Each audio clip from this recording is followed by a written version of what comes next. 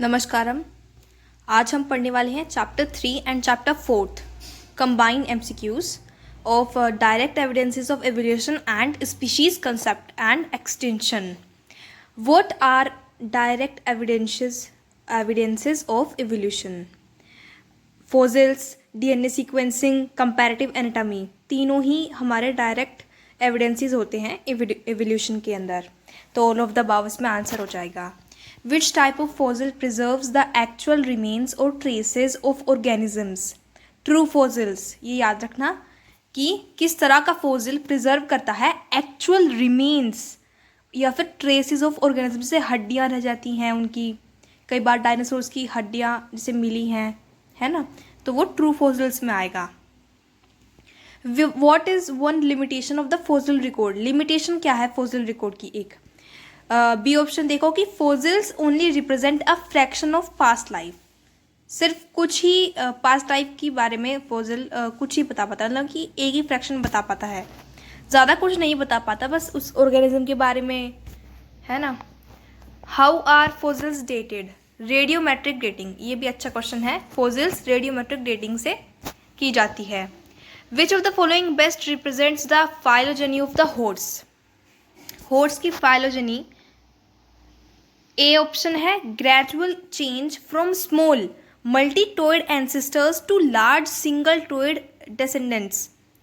देखो, पहले जो एंसेस्टर थे उनके पास मल्टी टोइड थे, ठीक है, लार्ज थे, और जो अब जनरेशन्स आ रही हैं हॉर्स की वो सिंगल टोइड हो चुकी है, मतलब सिर्फ एक ही टोइड है उनके पास, और पहले मल्टी टोइड होता था। What is the biological species concept based on? Reproductive isolation. Which mode of speciation occurs when populations are separated by a geographical barrier? ये उसे कहते हैं एलोपैट्रिक स्पेशिएशन। एक सिंपैट्रिक होती है, एक एलोपैट्रिक। तो जियोग्राफिकल जो जियोग्राफिकल बैरियर से सेपरेट हो जाते हैं उसको एलोपैट्रिक स्पेशिएशन कहते हैं। What is one limitation of the biological species concept? Limitation क्या है? ए ऑप्शन ही है, it can not be applied to asexual organism. ठीक। What is one cause of mass extinction?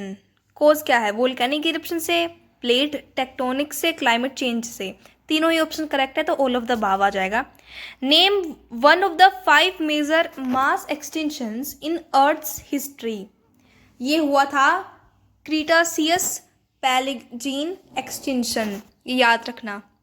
What are direct evidences of evolution? Fossils, DNA sequence, comparative anatomy, ये सब होते हैं। Which type of fossil provide direct evidence of evolution? Direct evidence कौन provide करता है? देखो, हमने ऊपर पढ़ा था ट्रू फॉसिल्स था, जो कि उनकी ट्रेसेस जो होते हैं उनको जब देखता है उसको ट्रू फॉसिल्स कहते हैं। बट यहाँ पे है कि किस टाइप का फॉसिल डायरेक्ट एविडेंस शो कर रहा है, उसको कहेंगे transitional fossils. What is one limitation of the fossil record in understanding evolution? Incompleteness of the fossil record. Complete नहीं है, incompleteness of the fossil record. How are fossils dated? By the layers of sediment they are found in. By carbon dating. By measuring radioactive decay. तो fossils एक तो layer, sediment की layer से हम लोग find करते हैं, ठीक है, और एक रेडियोएक्टिव डीके से। तो ए और सी ऑप्शन करेक्ट है, यानी कि डी ऑप्शन करेक्ट है, both A and C.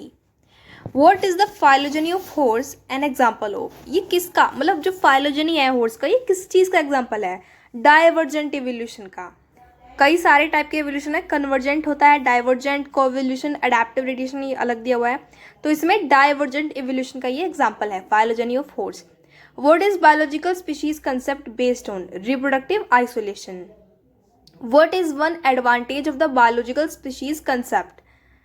It can be applied to both sexual and asexual organism.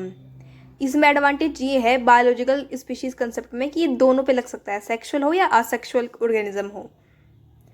What is one limitation of biological species concept? Limitation क्या है? एक बी ऑप्शन है, it can not be applied to organism that reproduce asexually. Biological species concept की एक limitation ये भी है कि ये उन ऑर्गेनिज्म पे नहीं लगता जो कि रिप्रोड्यूस करते हैं एसेक्सुअली।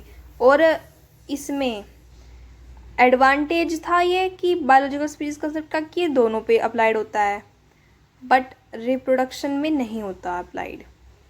ठीक है। What mode of speciation occur when populations are separated geographically? हमने पढ़ लिया allopatric speciation. Which of the following is not a cause of mass extinction? Volcanic activity होता है, एस्टेरिक इम्पैक्ट बिल्कुल होता है, क्लाइमेट चेंज ये भी होता है मास एक्सटेंशन पे, अडेप्टिव रेडिएशन नहीं होता। Thank you. Please subscribe to my channel, like share and comment and thank you.